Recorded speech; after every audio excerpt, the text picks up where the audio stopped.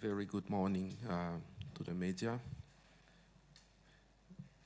From September 29 to October 10, 2025, an International Monetary Fund mission led by myself, Alberto Namama, discussed the authorities' policy priorities and progress on reforms within the context of the sixth and final review of Rwanda's policy coordination instrument.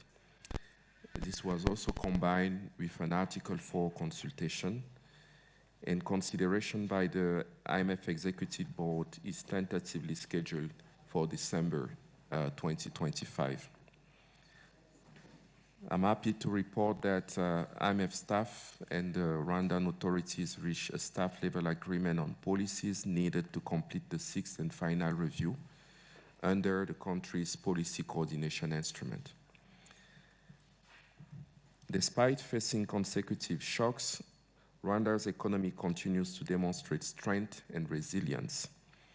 Using the rebased GDP series, the economy grew by 7.2% both in 2024 and in the first half of 2025, supported by robust performance of services, construction, and coffee exports.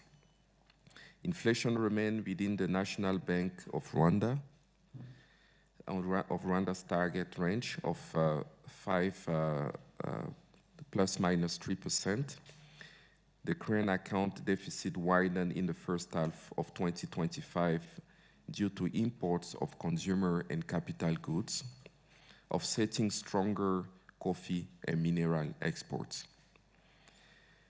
The Rwandan franc depreciated by around 3% against the US dollar through end June 2025, and international reserves covered 4.8 months of imports, providing a buffer against external shocks. Notwithstanding a challenging environment, macroeconomic policy performance to end June 2025 remained in line with program objectives under the PCI. All quantitative targets were met, and the NBR has conducted supplementary competitive auctions to facilitate price discovery in the exchange rate market. Draft amendments to strengthen the NBR law is expected to be submitted to Cabinet in time for the completion of the sixth PCI review. The completion of the final review will mark the successful conclusion of a 3-year program that has helped anchor macroeconomic stability, strengthen policy credibility, and advance key structural reforms. Recurrent shocks in recent years and the financing needs of priority projects have challenged the authorities' effort to durably rebuild policy buffers.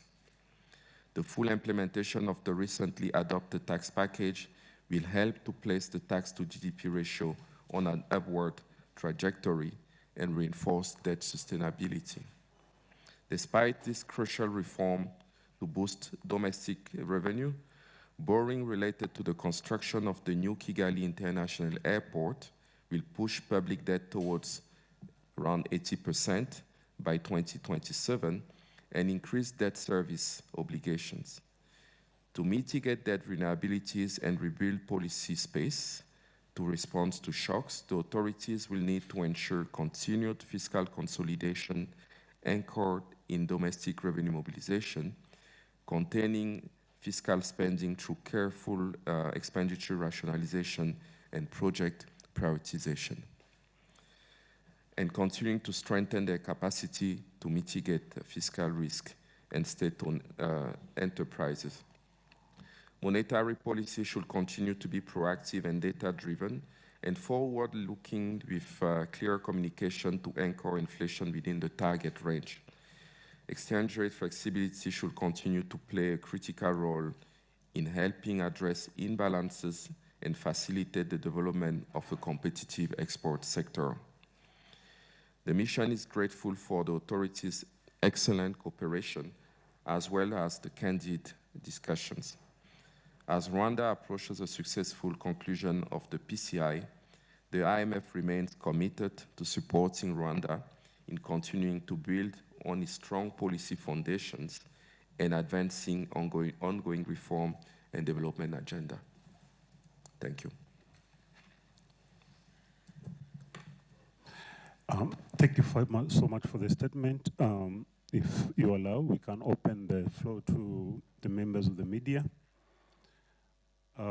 Members of the media, if you have a question, kindly state your both names, the media house you work for, and who you are directing your question to. Thank you.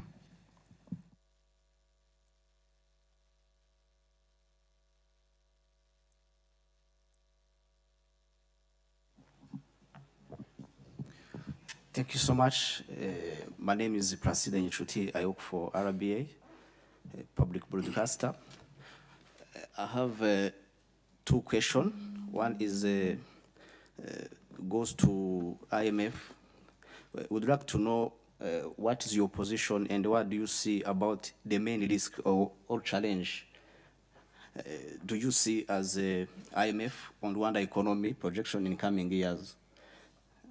Ikibazo cya kabiri ndakibaza nyakubahwa Minister ushinzwe imari y'igihugu.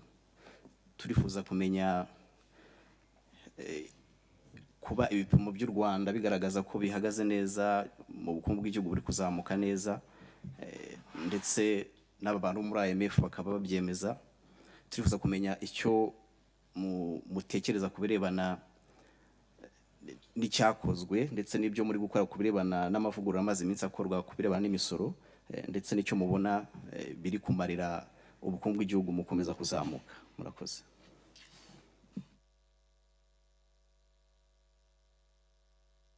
Should I take them one?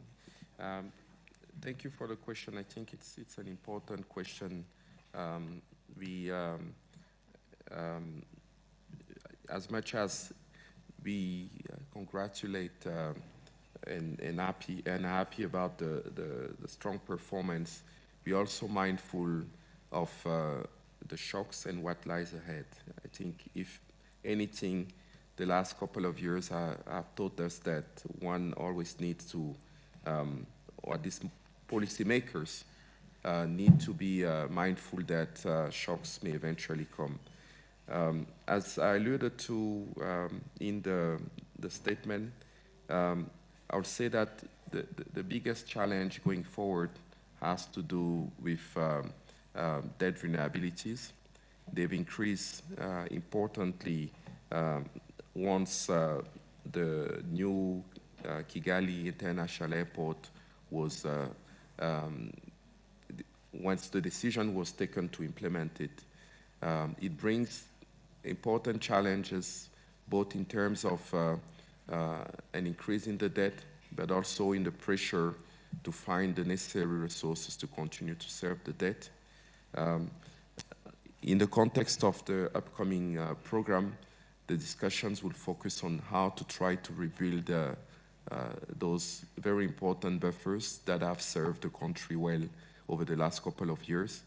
And in layman's terms, this means trying to reduce as much as possible deficit, but also debt in the medium term.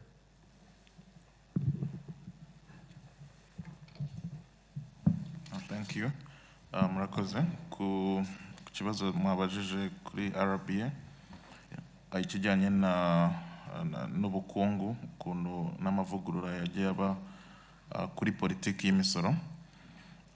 Icyo twababwira nuko muri gahunda yo gucunga neza yaba ari imari y'igihugu yaba ari n'ubukungu kugira ngo ubukungu butajegajega cyangwa butagira ibibazo cyangwa budahura n'ibibazo.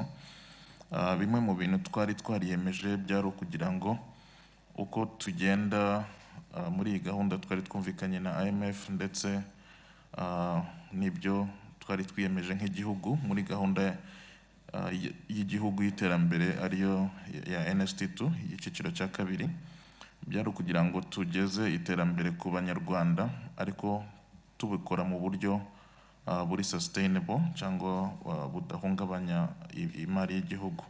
Ibyo byasabaga rero yuko tuzamura ubushobozi bw'igihugu cyangwa amafaranga aturuka imbere mu gihugu binyuze mu misoro, ariyo mavugurura twakoze. Ayo mavugurura azadufasha kugira ngo hiyongere byibuze 3% ku musaruro mbumbe w'igihugu aturuka mu misoro. Ni ukuvuga ngo uruhare rw'imisoro mu bukungu buzazamukaho 3% hagati y'uyu mwaka kugeza no muri 2029 2030, ariyo mwaka w'ingengo y'imari.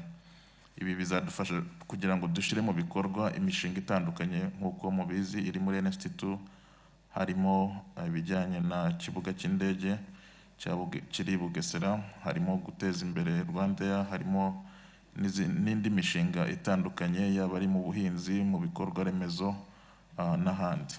Ni ukuvuga ngo rero ibi byaziye igihe kugira ngo bidufashe muri uru rugendo turimo rw'iterambere. Murakoze. Bloomberg. Hello, my name is Indira Ganga with Bloomberg News. I just have a question that I will follow up depending on your answer. For how much money is this review unlocking?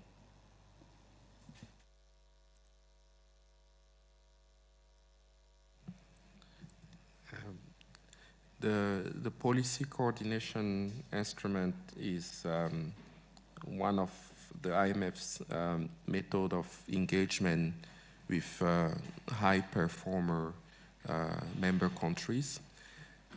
It's what we call in our jargon a non-disbursement arrangement, meaning that typically because there's no need for financing from us, therefore there's no disbursement.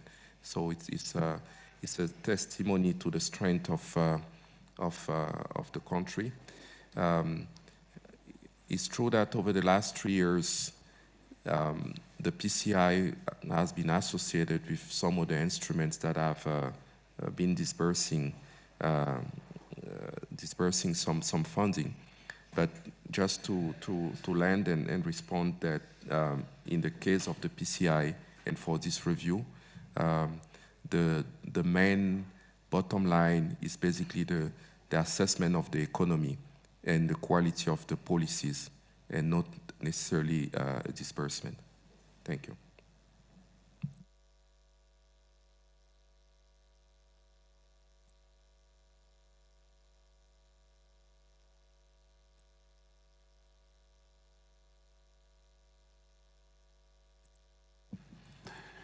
Looks like we do not have any additional questions. Honorable Minister, if you allow, we can come to the conclusion of this press conference. Thank you so much. Thank you, members of the media.